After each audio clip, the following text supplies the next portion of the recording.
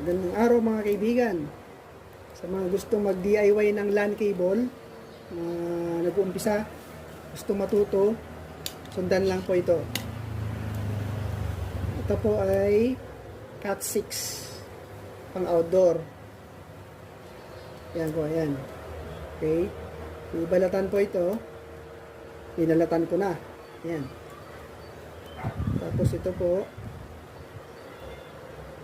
Yan. Alisin po yung nasa gitna. Kasi istorbo po yan pagka nag-crimping. Yan. Putulin po natin. Gamit ang crimping tool. Dapat meron din po kayo original na crimping tool tulad nito. Pag local po, field ang gawa nyo, palpak. Dapat magandang klase yung crimping tool tulad nito. Okay. Tapos po, meron po standard na color coding ito. Pag gamit sa network, stay true lang. Mahina po ang bato ng data doon. So, gamitan natin ng color coding. This is crossover tawag doon. So, mauna yung orange saka white. Ang color coding nito is white, orange, orange. Yan po, sundin lang po natin yan. Medyo madilim pero may boses na lang. White, orange, orange. White, green, blue. Katabi yan.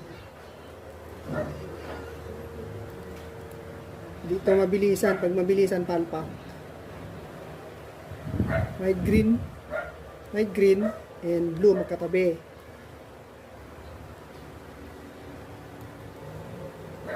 Yan. Mga basher dyan, mag-chat na kayo. Comment na mga basher. Ayan. So, white, orange, orange. White, green, blue. Tapos white, blue, green. Tapos white, brown, brown. Ayan. Bali nagkasalisi lang yung green saka blue. Okay, so pagandahan na natin ganun.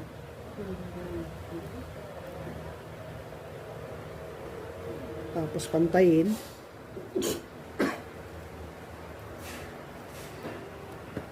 Dapat pareho po yun sa kabilang dulo.